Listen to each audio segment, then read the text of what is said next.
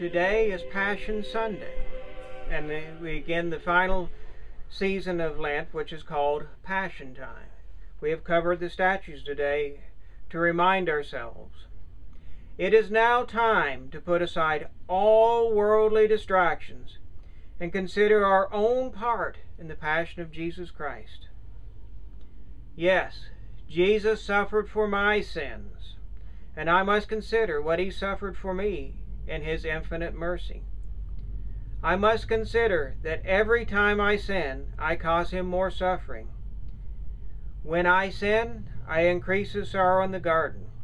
When I sin, I slap Him in the face as a high priest's servant did at his first trial. When I sin, I abuse Him all night, as the various people did after His condemnation by the Sanhedrin.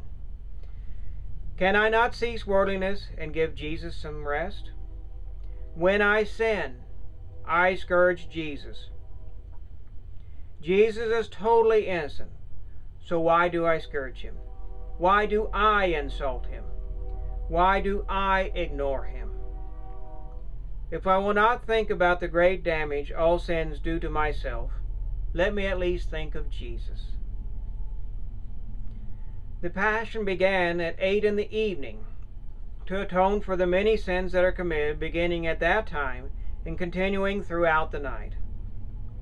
Consider that on Friday and Saturday nights, half of the people out on the roads are driving drunk. And this is certainly a serious sin. Of course, many more sins are committed in the evenings, both in our own homes and out in the world. How many sins do I commit at night? On Jesus' last night, He watched and prayed to atone for all of us who watch our televisions and computer screens into all hours of the night.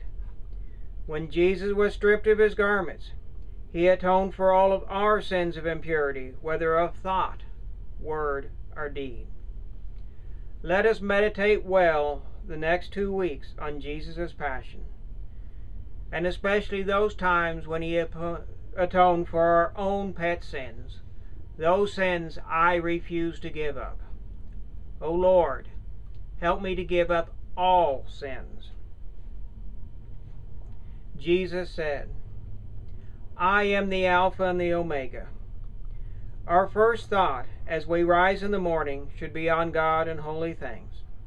And our very last thought as we drift off to sleep at night should also be on God and holy things.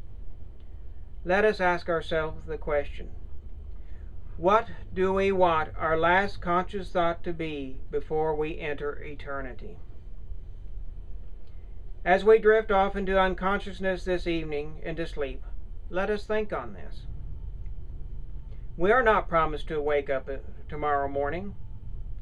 This could be our last thought ever before the end of the world. Upon this one thought could depend salvation or damnation. Let us meditate well on this the next 2 weeks, if the Lord should grant us 2 weeks. So how do we meditate? Oh yes, there are many methods in the books, and one may work for one person and another for another person.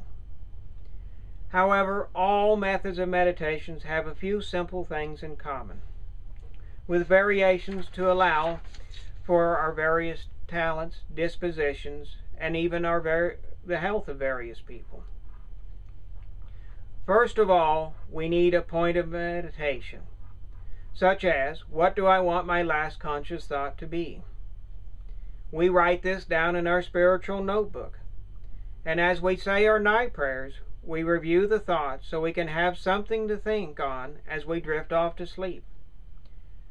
Of course, we do not think so hard that we cannot sleep, but quietly drift off to sleep with pious thoughts on our minds.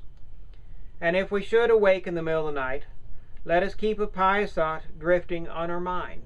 That may be why God has us awake. To think on pious thoughts, to pray, to suffer, for ourselves or for someone else. And then let us awake to pious thoughts and keep them throughout our morning ritual before proceeding to the meditation proper. And this is when we will think out the thought, and at the end, we will make a resolution. In this case, we will resolve always to go to sleep with pious thoughts on our minds.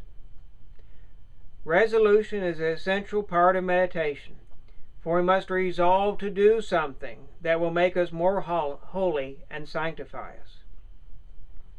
In Ecclesiasticus we read, "Before prayer prepare thy soul, and be not as a man that tempteth God." Before we start our meditation in earnest, let us prepare by pushing all distractions aside. True, we should pray constantly and live in a state of recollection.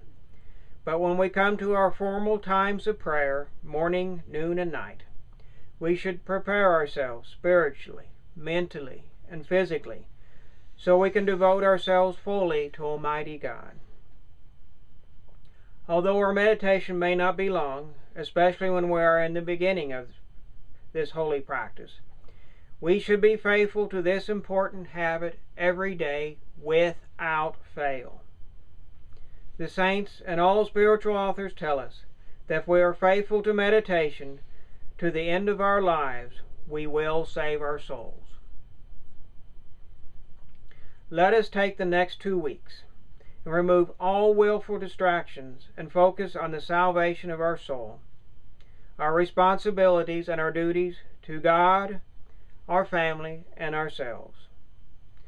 When we do take some recreation time, let us make our recreation time one of charity, interacting with others before returning to prayer, reading, and duty.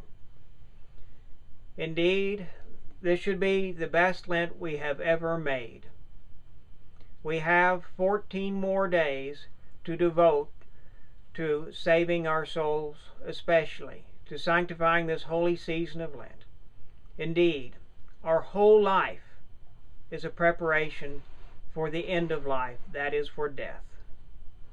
But let us focus especially these 2 weeks. Let us make those resolutions, and those resolutions we need to make in order to become saints.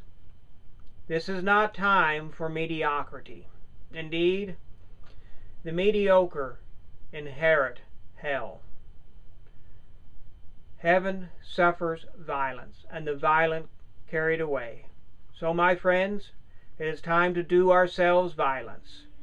As St. Augustine says, "Here cut, here burn, but preserve me for eternity."